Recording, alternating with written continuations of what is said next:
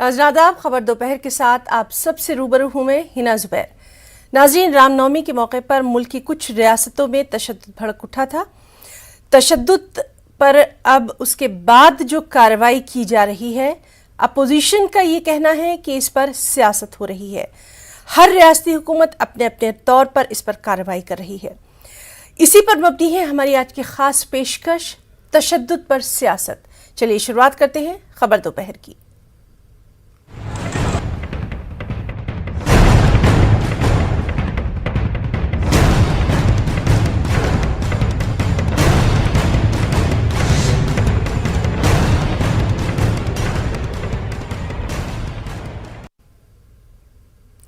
मध्य प्रदेश के खरगोन में रामनवमी के मौके पर हुए तशद्दुद के बाद रियासती हुकूमत नाजायज कब्जों के नाम पर आम लोगों के मकानात और दुकानें मुनहदिम कर रही है।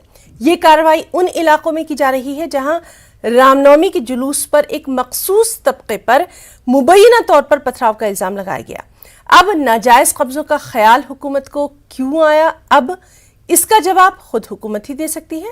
अब तक 16 मकानात और 29 दुकानों को मुनहदिम किया जा चुका है। फिलहाल खरगोन में पुलिस की भारी नकली तैनात कर दी गई है। पुलिस एहलकारों की छुट्टियों को कैंसिल कर दिया गया है। स्कूलों और कॉलेजों के इम्तिहानात मुलतवी कर दिए गए हैं। आपको बताएं कि अब तक तशद्दुद मामले में पुलिस 11 FIR दर्ज कर चुकी है। वहीं दूसरी जानिब मध्य प्रदेश के वज़ीर दाखिला डॉक्टर नरोत्तम मिश्रा की जानिब से बयान आया कि जहां से पथराव हुआ था उस जगह को पत्थरों के ढेर में तब्दील कर देंगे।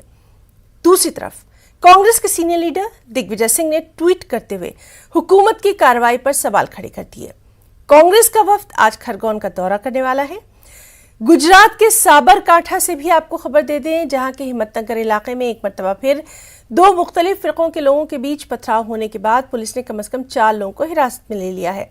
देर रात ये वाकया वंजारवास इलाके में पेश आया।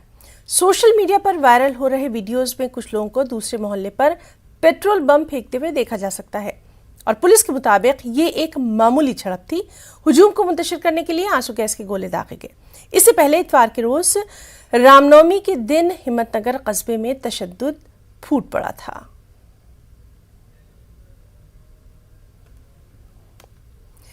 और खरगोन में लोगों के मकानात और दुकान मुनहदिम किए जाने पर MIM सदर असदुद्दीन ओवैसी का भी बयान सामने आया। असदुद्दीन ओवैसी ने मध्य प्रदेश की बीजेपी हुकूमत को तनकीद का निशाना बनाया। उन्होंने एक ट्वीट किया और अपने ट्वीट में ओवैसी ने लिखा कि MP में हुजूम एक मंसूबाबंद तरीके से कानून की हुक्मरानी पर गलबा हासिल कर चुका है। उन्होंने MP के CM शिवराज सिंह चौहान को निशाना बनाते हुए कहा कि अगरचे आपका नजरिया मसाजिद की बेहुरमती और बुजुर्गों पर हमलों को जायज करार देता है, लेकिन ये मत भूलें कि आप आईनी ओहदे पर बैठे हैं। अवाम की जान और माल की हिफाजत आपकी जिम्मेदारी है। वैसे ने मजीद लिखा कि याद रखें कि आप ताकत के नशे में मस्त होकर और कानून शिकनी करके गरीबों के घर बर्बाद कर रहे हैं। आज हुकूमत तुम्हारी है, कल नहीं रहेगी। वहीं दिग्विजय सिंह ने खरगोन से मुतालिक एक ट्वीट किया था जिसमें एक तस्वीर शेयर की गई थी। इस तस्वीर में कुछ शरपसंद मस्जिद पर भगवा झंडा लगा रहे हैं। तस्वीर की हकीकत सामने आने के बाद दिग्विजय सिंह ने अपने ट्वीट को डिलीट कर दिया, लेकिन वज़ीर आला शिवराज सिंह चौहान ने दिग्विजय सिंह पर गलत तस्वीर शेयर करते हुए रियासत में फसाद भड़काने की कोशिश का इल्जाम लगाया। आज सवेरे मध्य प्रदेश के पूर्व मुख्यमंत्री श्री दिग्विजय सिंह ने जो ट्वीट किया धार्मिक स्थल पर झंडा फहराने का, वो फोटो मध्य प्रदेश का नहीं है। श्री दिग्विजय सिंह ने मध्य प्रदेश में धार्मिक उन्माद फैलाने का षड्यंत्र रचा है। प्रदेश को दंगों की आग में झोंकने की साजिश की है और मेरे प्रदेश में दंगा फैलाने की कोई साजिश करेगा तो वो कोई भी हो, मैं बर्दाश्त नहीं करूंगा। और नाज़रीन, इस वक्त हमारे साथ मौजूद हैं साबरकांठा से हमारे रिपोर्टर ईशान परमार। ईशान, आपसे जानना चाहेंगे, जो हुकूमत की कार्रवाई है वो लगातार जारी है, क्या कुछ अभी तक वहां पर सामने आया है कार्रवाई में? बात करें साबरकांठा हिम्मतनगर तहसील, कल रात को जो फिर से पत्थरमारा शुरू हुआ था उसमें टीयर गैस के सेल भी पुलिस द्वारा छोड़े गए थे और जो यहाँ के जो स्थानिक थे उन्होंने यहाँ से हिजरत भी करनी शुरू कर दी थी, मगर पुलिस प्रशासन वहाँ पे पहुंचा और लोगों को समझाया। उसके बाद जो यहाँ के जो लोग हैं उन्होंने वहाँ पे ठहरने का फैसला किया है, मगर अभी तक जो पुलिस प्रशासन द्वारा पूरी तरह से कामगिरी शुरू है। रेंज जी का अभी कैंप यहाँ पे रखा हुआ है, तो 4 जिले के एसपी भी यहाँ पे और 1000 से ज्यादा पुलिस फोर्स भी यहाँ पे तैनात की गई है। तो और अभी तक ये 3 दिन में 40 से ज्यादा लोगों की गिरफ्त में लिया है। जी। और ईशान, आपसे ये भी जानना चाहेंगे, कल भी कुछ वहां पर देखा गया था, हालात थोड़े से खराब हुए थे लेकिन पुलिस ने बर वक्त उस पर काबू पा लिया था। अभी वहां पर सिक्योरिटी की सूरत हाल? अभी जो कल रात को जो पत्थरमारा हुआ उसके बाद अभी तो स्थिति नियंत्रण में है, क्योंकि वहां पे पुलिस का स्टाफ पहुंच गया था और रात को कंट्रोल में लाने के लिए पहले तो टीयर गैस के सेल भी छोड़े गए थे। उसके बाद जो परिस्थिति है वो अभी तो नियंत्रण में है और रेंज आईजी का कैंप भी वहां पे रखा गया है। और आज गुजरात के होम मिनिस्टर हिम्मतनगर के दौरे पे है। अभी 2 बजे के बाद होम मिनिस्टर भी यहाँ पे आने वाले हैं और जो परीक्षा जो यहाँ कितना हुई उसका निरीक्षण भी होम मिनिस्टर द्वारा किया जाएगा। जी ईशान, आप हमारे साथ बने रहिए। हमारे साथ एक और हमारे साथी आशुतोष भी मौजूद हैं, खरगोन से हैं। आशुतोष, आपसे जानना चाहेंगे, वहां पर लगातार हुकूमत की तरफ से कार्रवाई जो है वो की जा रही है, अभी तक क्या कुछ इस कार्रवाई में सामने आया है?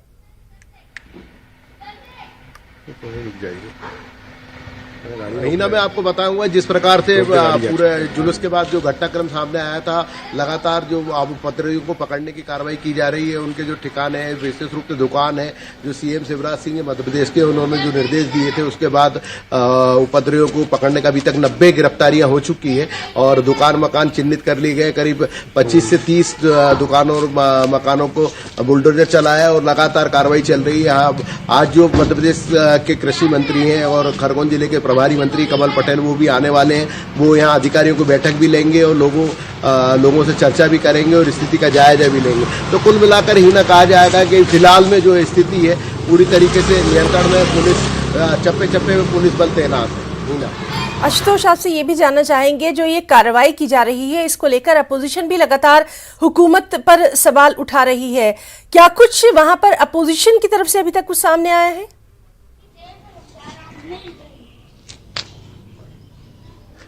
फिलहाल यहाँ लोकल स्तर पे कोई बातचीत नहीं आई, पर अब जो हमारे को जानकारी मिल रही है कि मध्य प्रदेश के पूर्व मुख्यमंत्री दिग्विजय सिंह ने कोई ट्वीट किया है। हालांकि उस ट्वीट को लेकर एएसपी जो नीरज चौरसी है उनका कहना है उसे मेरी कोई जानकारी नहीं है और उन्होंने इस बार का पुष्टि नहीं करी है कि इस प्रकार का कोई घटनाक्रम। उन्होंने एक फोटो वायरल किया था कि कोई झंडा लहरा रहा है एक दूसरे संप्रदाय की संपत्ति। आशुतोष, आपसे ये भी जानना चाहेंगे, इस वक्त वहां पर सिक्योरिटी की क्या कुछ सूरत हाल? किसी राज्यों में सिक्योरिटी को लेकर पर्याप्त व्यवस्था की गई। करीब 400 से अधिक पुलिस बल अतिरिक्त रूप से यहाँ पहुंच चुका है और जो संभाग आयुक्त है इंदौर के पवन शर्मा वो और आईजी इंदौर राकेश गुप्ता उन्होंने पूरी कमान संभाल रखी है और चप्पे चप्पे पुलिस बल तैनात कर दिया गया। स्थिति पूरी तरीके से नियंत्रण है, कर्फ्यू जारी है। यहाँ पर लोकल जो परीक्षा थी वो खरगोन शहर में स्थगित भी कर दी गई है। जी, तो आशुतोष, आपका भी और ईशान परमार, हम अपने दोनों रिपोर्टर्स का बहुत बहुत शुक्रिया अदा करना चाहेंगे इस बेहद अहम अपडेट के लिए, जानकारी के लिए। लगातार उनसे हम वहाँ के हालात जानने की कोशिश कर रहे हैं। आप दोनों का बहुत बहुत शुक्रिया। तो नाज़रीन, आपको बता दें कि मध्य प्रदेश के खरगोन में जिस तरह से रामनवमी के मौके पर तशद्दुद के बाद रियासती हुकूमत नाजायज़ कब्जों के नाम पर आम लोगों के मकानात और दुकानें मुनहदिम कर रही है, इस पर अपोजिशन की तरफ से भी लगातार सवाल किए जा रहे हैं। वहीं गुजरात के साबरकांठा जिले से हमारे साथ मौजूद थे हमारे साथी, जिन्होंने बताया कि वहां पर भी देर रात 2 फिरकों के बीच जो पथराव हुआ था उसमें पुलिस ने फौरी कार्रवाई करते हुए कम से कम 4 लोगों को हिरासत में ले लिया है। और नाज़रीन, अब इसी पर हम अपने 2 खास मेहमानों से भी बात करेंगे। चलिए उनसे आपका तारुफ करवा देते हैं। हमारे साथ इस वक्त मौजूद हैं कांग्रेस से स्पोक्स पर्सन, जाने माने मेहमान हैं हमारे असितनाथ तिवारी जी। असित जी, आपका बहुत इस्तकबाल करना चाहेंगे अपनी इस खास डिस्कशन में। और हमारे साथ थोड़ी ही देर में जुड़ेंगे बीजेपी से शुभेंदु शेखर अवस्थी जी भी, उनका भी हम यहाँ पर इस्तकबाल करेंगे। पहले हम शुरुआत करना चाहेंगे असितनाथ तिवारी जी आपसे। असित जी, जिस तरह से लगातार हम देख रहे हैं कि एक ऐसा पर्व, एक ऐसा त्यौहार जिस पर मोहब्बतें बांटी जाती थी, क्योंकि हम सभी जानते हैं कि वो श्री राम जी जो खुद प्रेम और करुणा की मूर्ति रहे हैं, जिनके लिए सभी के जज्बे जो है, हर हिंदुस्तानी का जज्बा बहुत अलग है, उन्हीं के त्यौहार पर इस तरह की तस्वीर कहीं ना कहीं हिंदुस्तान के लिए एक बहुत सोचने की बात है।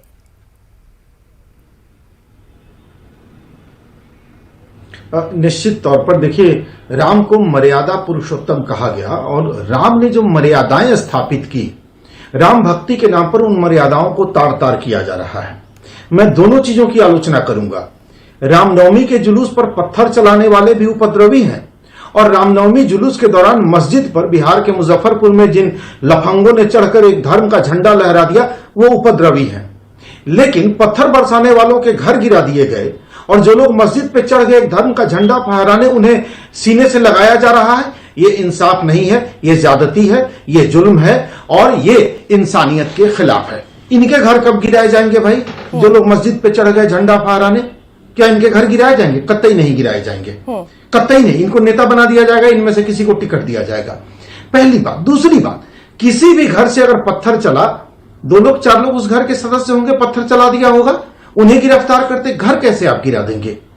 कितनी मेहनत से घर बनता है, उस घर के बुजुर्ग, उस घर के बच्चे, उस घर की महिलाएं अब कहां जाएंगी, कहां रहेंगी, किससे आसरा मांगेंगी? घर किस कानून के तहत गिराए गए, ये जानना जरूरी। कोई कानून नहीं है भारत में जो इजाजत देता हो घर गिरा देने का, ये इजाजत है ही नहीं। अगर वो अवैध निर्माण नहीं है, अगर वो अवैध निर्माण नहीं है तो उसे गिराने का अधिकार किसी सरकार को नहीं है। अवैध निर्माण गिराने के लिए भी पहले नोटिस देना पड़ता है, कोई नोटिस नहीं है। तो पूरी तरह से गैर कानूनी काम अगर सरकार करेगी तो मतलब ये सरकार गैर कानूनी है, ये सरकार अवैध है, ये सरकार अराजक है और इस सरकार को सजा मिलनी चाहिए। लेकिन क्या भारत की अदालतों में अब इतनी ताकत बची है? क्या भारत के न्यायाधीशों में, जजों में अब इतना नैतिक बल बचा है? क्या भारत की अदालतें? हम आपसे ये जानना चाहेंगे, जिस तरह से लगातार हम देख रहे हैं कि एक खास तरह का जो माहौल देखने में आ रहा है, हमारे वो त्यौहार जब हम सब, आपको भी याद होगा, हम सबका बचपन जो है एक ऐसे हिंदुस्तान में, एक ऐसे भारत में गुजरा है जहां हम होली, दिवाली, ईद, बकरीद और तमाम त्यौहार एक साथ मनाते थे, मनाते आ रहे हैं।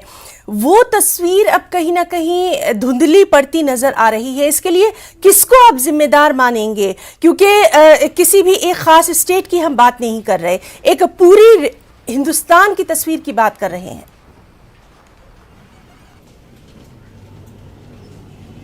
हिना जी, मैं व्यक्तिगत जीवन में आपको बता दूं, आपके चैनल में ही एक सज्जन है, एंकर हैं विशाल आजम, वो जानते हैं उस लड़की को, फरहीन नाज। ये झारखंड की रहने वाली है, मुस्लिम है, मेरी बहन है, मुझे राखी बांधती हैं।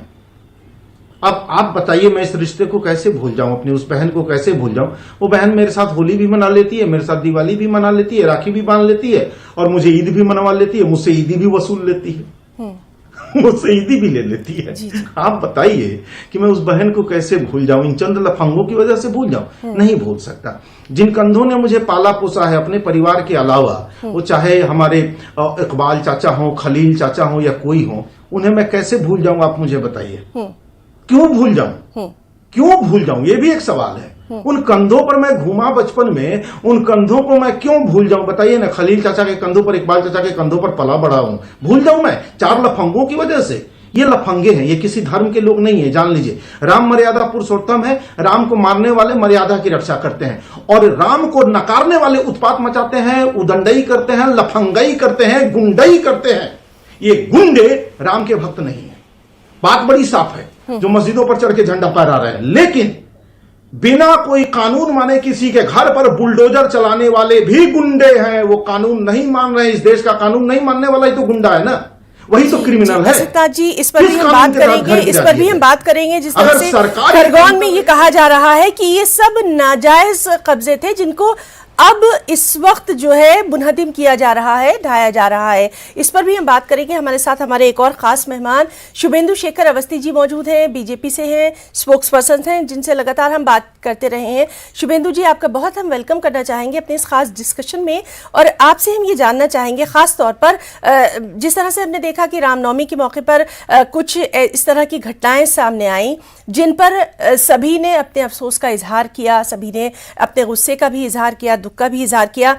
यहाँ पर हम उन खास रियासतों की बात कर रहे हैं जहां पर बीजेपी की हुकूमत है। आपसे हम जानना चाहेंगे कि ऐसा पहली बार तो नहीं है कि इस तरह का जुलूस निकला। हम लोग बचपन से देखते आ रहे हैं, शुरू से जब से हिंदुस्तान की तारीख रही है, इस तरह के मौके पर जुलूस निकलते हैं।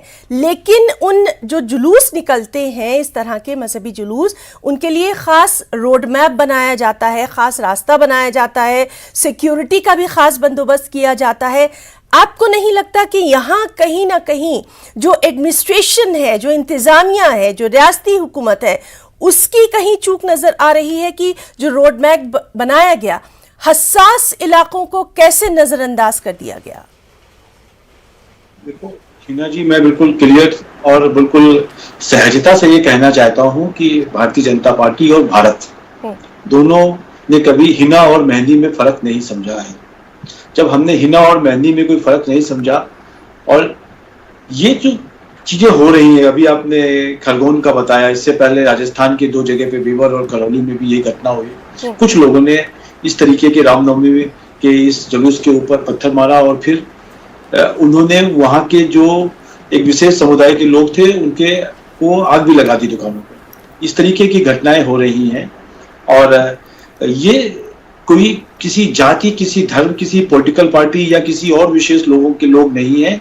ये जो लोग भी हैं, किसी भी धर्म के हैं या किसी भी और तरीके की जाति की या किसी राज्य के, ये सब लोग अराजक हैं। और जो लोग भी हैं, ये उनको एडमिनिस्ट्रेशन को, जैसा आपने कहा कि जो स्ट्रिक्ट एक्शन हो सकता है वो होना चाहिए। हमारे दूसरे प्रवक्ता, मैं सुन रहा था, उनको बहुत ऊंची ऊंची बात कर रहे थे कि मस्जिद के ऊपर झंडा नहीं फहराना चाहिए। ऐसा किसी ने कोई झंडा नहीं फहराना, कोई इस तरीके की घटनाएं नहीं हो रही। पर हमेशा इस समाज में उपद्रवी, अत्यधिक जो कह सकते हैं ज्यादा उत्सुक लोग हैं, ज्यादा कुछ इस वक्त एक अहम ब्रेकिंग जो है हम अपने नाज़रीन को देना चाहेंगे। नाज़रीन, आपको बता दें कि एमपी सीएम हाउस में कैबिनेट की जो अहम मीटिंग थी वो खत्म हो गई है।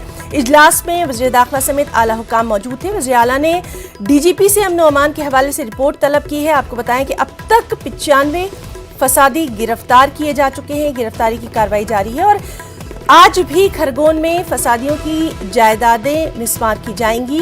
खरगोन में RAF कंपनी और बड़ी तादाद में पुलिस फोर्स को तैनात किया गया है। तो बेहद अहम ये मीटिंग थी एमपी सीएम हाउस में। मध्य प्रदेश से ये अहम खबर है जहां कैबिनेट की अहम मीटिंग खत्म हो गई है और इसमें वज़ीर दाखिला समेत तमाम आला हुकाम मौजूद थे। सीएम ने डीजीपी से अमन व अमान के हवाले से रिपोर्ट तलब की। कार्रवाई लगातार जारी है।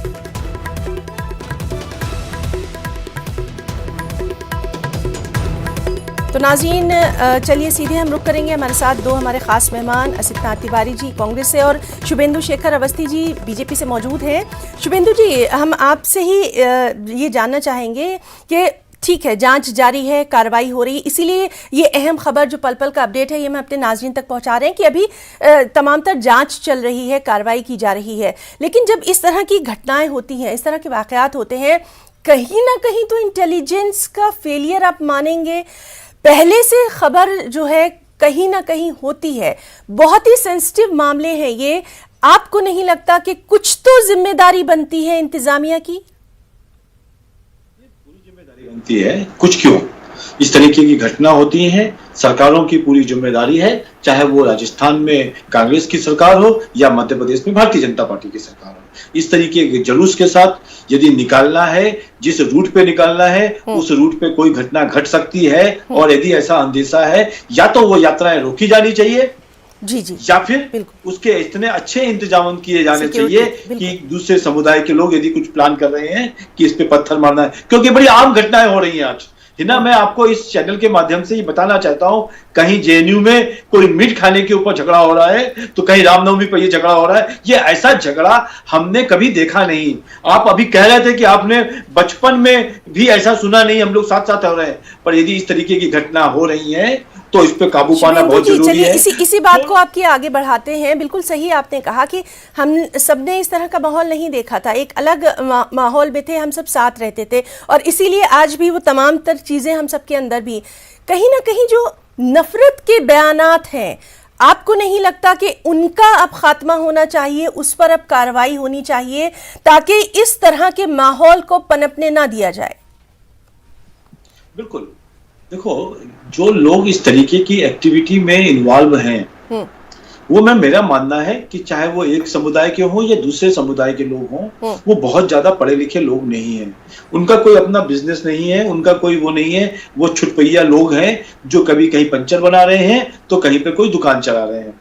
अब जब उनको, जिनका अपनी कोई सोच नहीं है, उनको इस तरीके की जो हम हेट स्पीच कहते हैं, जो नफरत की बातें कहते हैं, यदि सुनाई देती हैं तो उसको वो तुरंत का तुरंत एक्सेप्ट करते हैं और उनको लगता है कि यही सही है और आज ही हम इसको, इस नफरत की जो ये हर तबके पर, हर मजहब के लोगों पर लागू होता है शुभेंदु? बिल्कुल, सबके ऊपर, सबको होना चाहिए और होता है सभी। मैं ये नहीं कहूंगा कि खाली मुस्लिम समाज के लोगों ने ऐसी नफरत की चीजें फैलाई हैं, हिंदू समाज के लोगों ने भी इस तरीके की नफरत की स्पीचें फैलाई हैं, और हमको लगता है कि इस तरीके की नफरत की बातों को, जी बिल्कुल, मजहब तो हमें प्यार का, मोहब्बत का और आपसी भाईचारे का दर्ज देता है, सबक देता है, और ये जो हम खास तौर से माहौल की बात कर रहे हैं, इसके लिए कोई जाती तौर पर पर्सनली कहीं ना कहीं रिस्पॉन्सिबल हो सकता है जो इस तरह के बयानात देते हैं। असितनाथ जी, हम आपसे जानना चाहेंगे, जिस तरह से लगातार माहौल हम देख रहे हैं और अब जो कार्रवाई हो रही है खास तौर पर, उसके बारे में मैं आपसे जानना चाहूंगी।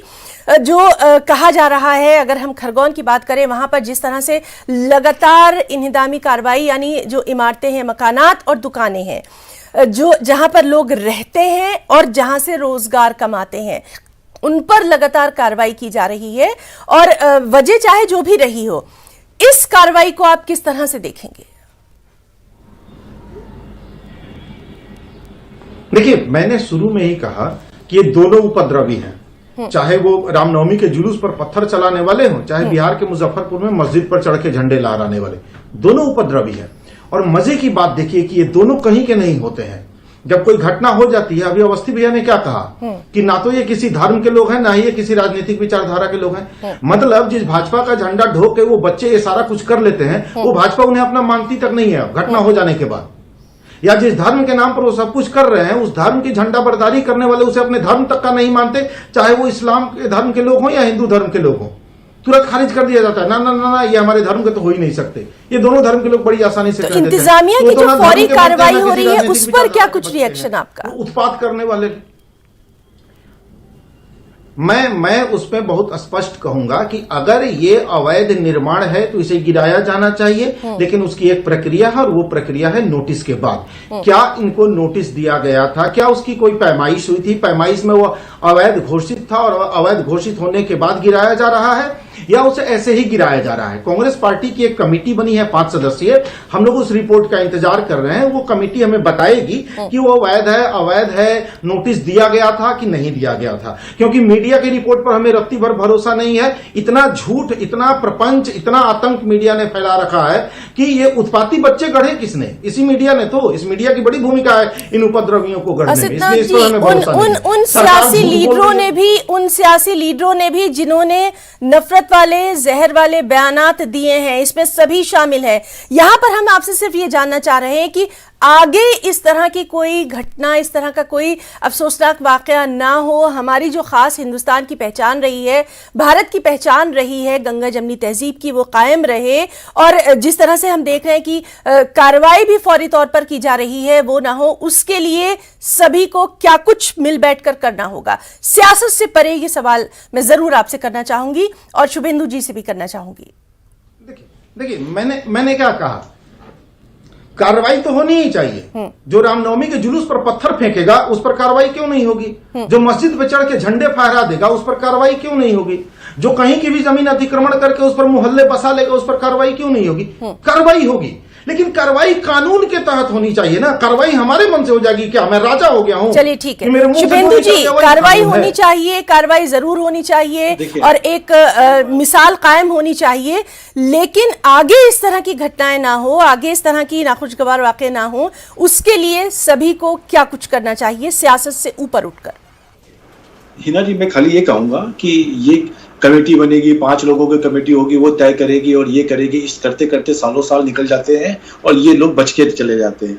मेरा मानना है कि यदि ये प्रूफ पक्के हैं और उनके ऊपर एक्शन तुरंत होना चाहिए, 7 दिन के अंदर होना चाहिए। और मैं इनको भी बताना चाहता हूं कि ये जो केस हुआ करौली वाला, जिसमें बहुत सारे लोगों के ऊपर पत्थर मारे गए और आग लगाई गई, आज भी राजस्थान सरकार ने कोई एक्शन नहीं लिया। आज उस घटना को हुए काफी दिन हो गए। मेरा ऐसा मानना है उन्होंने सभी कहा ना सरकारें कि जो लोग रिपोर्ट का हैं, इंतजार कर रहे हैं, ये बात तो उन्होंने कही, लेकिन जो हम मध्य प्रदेश में देख रहे हैं वहां तो ये कि फौरी तौर पर कार्रवाई शुरू कर दी गई, उसी को लेकर अपोजिशन सवाल कर रहा है। यदि अवैध है तो जो हो सकता है, में रिपोर्ट जो का पता है इंतजार कि कर ये रहे गलत हैं। है, उस पर एक्शन होना चाहिए। राजस्थान में 114 उसके लोग ऊपर- गिरफ्तार किए जा उसके चुके हैं, ऊपर- ये झूठ बोल। चलिए ठीक है, ठीक है, वक्त चूंकि हमें इजाजत नहीं दे रहा है, दोनों खास मेहमानों से आगे भी हम बातचीत जो है वो जारी रखेंगे। असितनाथ तिवारी जी आपका भी और शुभेंदु शेखर अवस्थी जी, आप दोनों खास मेहमानों का हम इस खास डिस्कशन का हिस्सा बनने के लिए बहुत बहुत शुक्रिया अदा करना चाहेंगे। खबर दोपहर में इतना ही, आदाब।